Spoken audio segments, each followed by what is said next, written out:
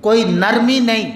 جہاں نبی کی بات ہو وہاں اللہ نے نرمی رکھی نہیں ہے. یہ لوگ کہتے ہیں بڑی سخت بات ہو گئی، سخت کلام کر دیا، بڑا برا بھلا کہہ دیا. اللہ کے نبی کے گستاخ کو تو قرآن نے حرام زادہ کہہ دیا.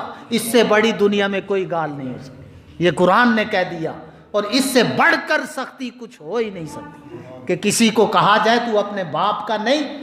یہ اسی کو کہا جا سکتا ہے جو نبی کا بے ادب اور گستاخ ہو. ایک میرا کہنا ہے، ایک آپ کا کہنا ہے. یہ جس نے کہا وہ خالق کائنات ہے، وہ اللہ کے محبوب کا بھی پیدا کرنے والا ہے. اور اس کے بے ادب کو قرآن کے اندر ایسا جملہ رسید کر کے بتا دیا کہ اپنے محبوب کا محبوب میں اسی کو تسلیم کروں گا جو قرآن کے نہج پر چلے گا، قرآن کے راستے پر چلے گا.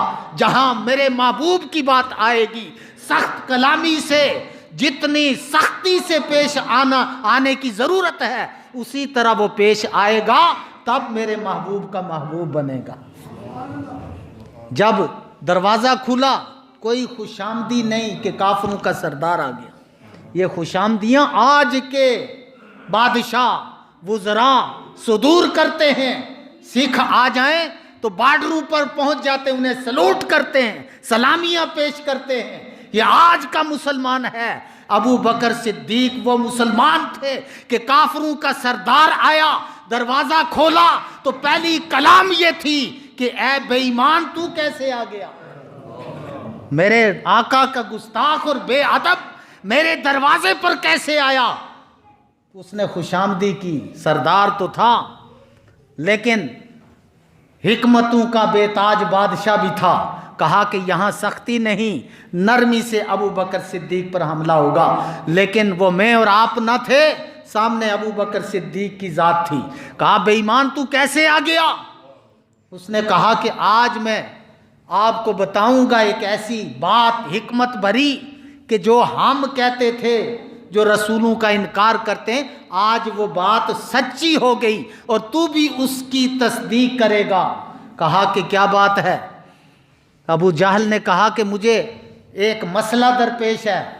مجھے یہ بتاؤ کہ کوئی شخص یہ کہے، ہم میں سے کہے، آپ کو ہو یا ہم میں سے کوئی کہہ دے کہ رات حرم سے چلا، مسجد اقصی گیا اور پھر واپس آ گیا، کیا یہ بات آپ تسلیم کرو گے؟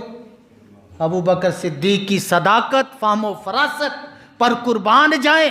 کہا کہ یہ خوش آمدی کسی حکمت کے تحت ہوگی. آپ نے برملا پوچھا ابو جہل پہلے بتا یہ دعویٰ کیا کس نے ہے؟ اس شخص کے مطابق میں جواب دوں گا. کہا کہ صاحبکم، وہ جو تیرا ساتھی نہیں، یعنی آمنہ کے لال، سید المرسلین، امام الانبیاء، جن کے سفر و حضر کا تو ساتھی ہے اور جن کی بات تو ہر بات تسلیم کرتا ہے، آج ایسا دعویٰ کر بیٹھا کہ آج تو بھی اس کی تصدیق نہیں کرے گا. کہا کہ بے ایمان یہاں سے چلا جا. تو یہ کہتا ہے کہ میرے آقا نے حرم سے سفر کیا، مسجد اقصی گئے، وہاں سے پلٹ کر رات کو آگے. ہم تو اس سے آگے آقا کو مان چکے ہیں. ہم نے تو آقا سے سنا خدا ایک ہے.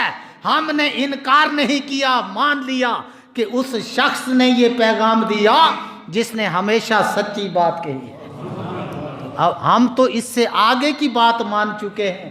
تجھے یہ سمجھ نہیں آیا کہ میرے آقا نے اگر یہ کہا تو میرے آقا کہہ دیں کہ رات کے حصے میں مسجد اقصی ہی نہیں، ساتوں آسمان، جنت، دوزخ، عرش معلی، سدرۃ المنتہی، لامکاں، پھر اللہ سے ہم کلام ہو کر آ گیا، خدا کو ایک پایا.